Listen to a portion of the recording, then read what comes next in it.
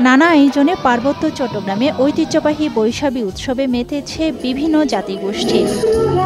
রাঙামাটিতে বর্ষবরণ উপলক্ষে আনন্দ শোভাযাত্রা, লোকজ মেলা ও বিহারে বিহারে বিশেষ প্রার্থনা অনুষ্ঠিত হয়েছে। সকালে রাঙামাটি জেলা প্রশাসনের আয়োজনে পৌরসভা প্রাঙ্গণ থেকে আনন্দ শোভাযাত্রা শুরু হয়।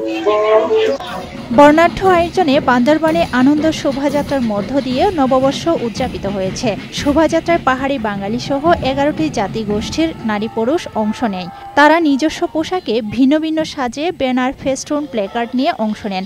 নাচে গানে মাতিয়ে তুলেন পাহাড়ি বাঙালি বিভিন্ন বয়সের শিল্পীরা।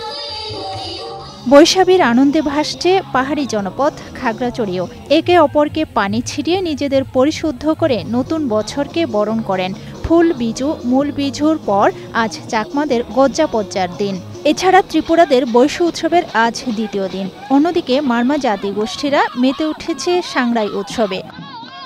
সাংরাইয়ের প্রধানতম আকর্ষণ পানি উৎসবের উদ্বোধন করেন সেনাবাহিনীর রিজিয়ন কমান্ডার।